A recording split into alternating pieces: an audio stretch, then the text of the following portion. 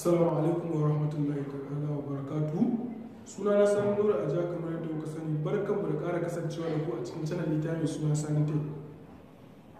Kafin mu ci gaba, ya kamata ku danna subscribe sannan ku danna mun alamar ƙararrawa yadda idan na saki shirye-shirye na za su zo muku. Nagode.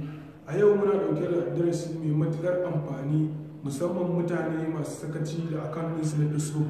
Sau da dama akwai mutanen da suka zo suna complain suna cewa an sace musu account su na Facebook, an menene, an musu aikin, an je an canja musu suna, su ne an sa sunan Ebola, wane ne Dabiro, wane ne su wane ne Olaboda, duk da rashin sunan an ba an sa sunan da ba Hausawa ba, an sa musu hotunan fararen fata, an sa can dai za a gani an sa, sai nake ce da su, sai yau za ka ji ana ce da su, amma nan ba su ka bari a matsayin security, sai ka ji suna cewa to shi ne nake so na tunatar da ku mutane, ku cire number ku daga kan password din, kuma ku boye number ku daga kan Facebook ɗinku ko Gmail ɗinku. Ta nan ake samu ake wa mutane hacking ɗin account ɗinku, sai ku ga an yi muku, an turo muku OTP code na kan layin ku, sai ku ji sun bugo muku waya sun ce sun fito, za su iya bugo muku da lamba America, kuma za su iya chatting da ku.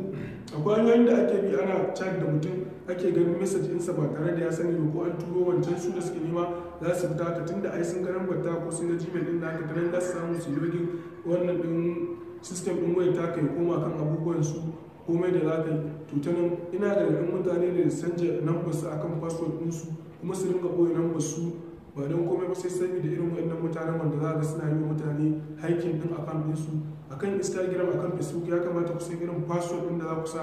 Za ku ji su kansu yanzu ma da yake an samu gyara, sun gyara suna cewa mutum sai dai sa characters da sample abu kamar irin ka sa yanzu misali Sani 123, sai ka sa at, ko ka sa dot, ko ka sa underscore, ko ka sa equal to, ko ka sa times, ko duk dai gashi duk dai wanda za ka sa a wannan characters ɗin nan da sample da numbers da alphabet, su ake ka hargitsa su a haka yadda kowane ne mutum bai sai ya gano wannan abin da ka sa wa, dole sai kai ɗin. Don haka nake gargaɗin mutane da su kiyaye da sa numbers akan password. Na gode, sai an jima. Kar ku manta kuma subscribe ɗin channel ita, hakan zai bani ƙwarin gwiwa da zai sa in ci gaba da kawo muku shirye-shirye na. Na gode.